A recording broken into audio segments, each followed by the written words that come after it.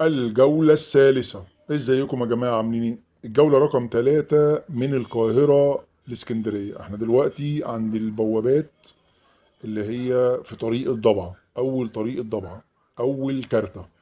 احنا طبعا عدينا من عند كوبري تحيا مصر ومشينا على طريق الضبعة وعدينا على برواش، وبعد برواش الكارتة دي بتقابلنا على طول. بعد الكارتة دي بالظبط ب5 دقايق بنلاقي نفسنا نزلنا على طريق مصر اسكندرية الصحراوي عند الكيلو 40 كده. عندي في كده موتور كده وفي طياره واقفه، موتور كده زي موتور حربي او حاجه. فاحنا هنعدي من المنطقه دي كده وهنكمل، يعني هندفع الكارتة هنا ونكمل. وننزل بقى نزلة اسكندرية الصحراوي. تحيا مصر يا جماعة، وصلوا على النبي، ويلا بينا نبتدي الجولة الثالثة من القاهرة إلى الإسكندرية. كده احنا هندفع الكارتة بقى ونعدي من الكارتة. بصوا بعد الكارتة دي يا جماعة هتلاقوا الطريق واسع جدا. يعني الحارات هنا مش 20 حاره مثلا ولا كام حاره. بصوا العربيات النقل راكنه على جنب ازاي، شكلها صغير من كتر الوسع. عربيات التريلات الكبيره راكنه هناك على جنب. الدنيا هنا واسعه جدا، صحرا بقى. تحيا مصر، راكنين شمال ويمين. مكملين احنا بقى مع بعض 5 دقايق على طول هتبصوا تلاقوا نزلة اسكندريه الصحراوي يمين.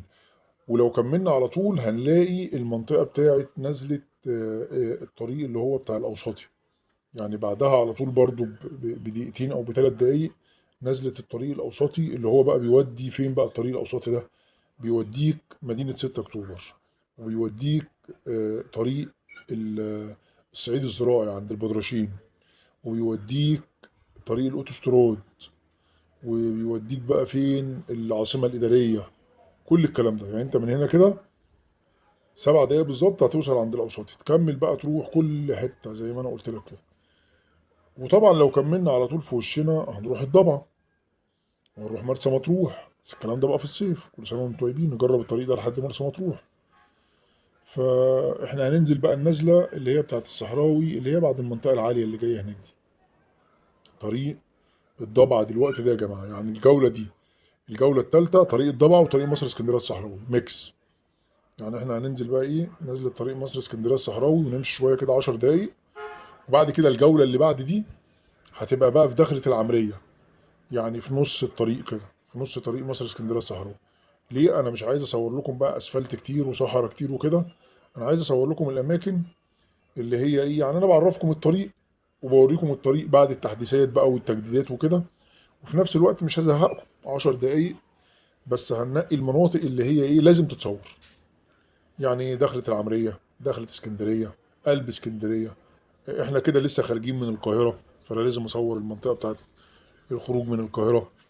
يعني المنطقة دي في ناس كتير من القاهرة ما تعرفوش. عشان تروح دلوقتي اسكندرية الصحراوي لازم تمشي مثلا على المحور، وبعد المحور بتنزل نزلة الصحراوي وتعدي عند الكارتة الأولى، ويبقى في زحمة هناك عند المحور. لا، الناس اللي في القاهرة بقى وفي عين شمس وفي المطرية وفي مصر الجديدة وفي جسر السويس وإيه تاني والمناطق اللي هناك دي كلها، كوبري القبة. أنت عايز تروح اسكندرية، انسى بقى وسط البلد، وانسى بقى ايه كورنيش النيل، وانسى كوبري اكتوبر، وانسى المحور. انت هتكمل كده كأنك رايح شارع السواح، وتروح طالع كوبري تحيا مصر. هتلاقي نفسك على الطريق ده. الطريق ده من عنده كوبري تحيا مصر اللي هو عند من عند طلعت اسماعيلية كده، قبل موقف عبود. تطلع بالظبط مش هتكمل 10 دقايق هتلاقي نفسك عند الكيلو 40 طريق مصر اسكندرية الصحراء. هيبقى باقي لك بقى ساعة ونص كده تبقى في اسكندرية على طول. يعني اجهزوا كده للصيف. الصيف السنة دي هيبقى نار نار نار. انا قلبي ايد نار. كده احنا يا جماعة 4 دقايق في الجولة دي من عند الكارتة وخلاص. يعني هانت هتلاقوا النازلة دلوقتي على طول. مش هكمل حاجة. طبعا انا ما بجريش، يعني اللي انتوا شايفينه ده دي مش سرعة. انا ماشي عادي برضه اللي هو ايه، ماشي مثلا 100، 90، 100 وكده. انما الطريق ده 120، اجري عليه 120. بس يعني بعد الكارتة لحد الطريق الصحراوي مفيش حاجة بتقابلك خالص، فانت ممكن تمشي 300 عادي. دايما بيبقى قبل النزله في اوقات كده بيبقى في كمين واقف، بيبقى في هنا رادار مستخبي، وبيبقى في، بس ده يعني نادرا. يعني انا بمشي على الطريق ده في الشهر مثلا ممكن نقول يعني 10 مرات مثلا، ما بشوفش البتاع ده مرة ولا حاجة، الرادار ده. بس الناس يعني يعني ما تتجاوزش السرعة، علشان يعني علشان نفسك، علشان انت ما تضمنش العربية اللي انت راكبها، ما تضمنش اللي قدامك، يعني احترس من خطأ الغير زي ما بيقولوا. عجلة تضرب، انت ماشي على هوا يعني، عربية قدامك يحصل لها حاجة، تلحق نفسك. انما لو بتجري مش هتلحق نفسك ولا هتعرف تعمل حاجة، تلاقي نفسك في قلب الصحراء اللي هناك دي. وحصلت والله، شفت ناس قدامي كتير حصل لها كده.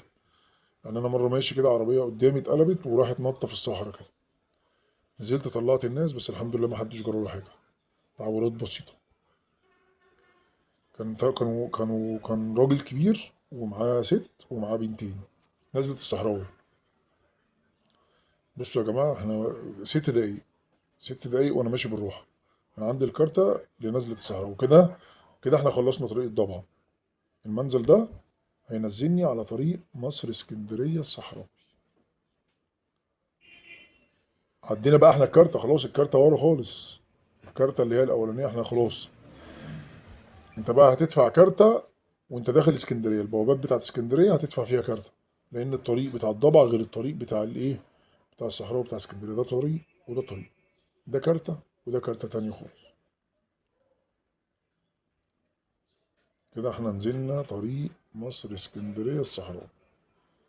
خلينا بقى في الشمال خالص، علشان ما نمشيش بقى في طريق النقل اللي هو على اليمين. احنا اول ما ننزل كده نروح في الشمال خالص.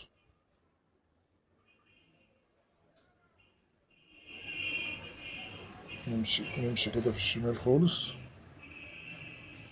علشان نمسك بقى طريق مصر اسكندرية الصحراء وكده من اوله.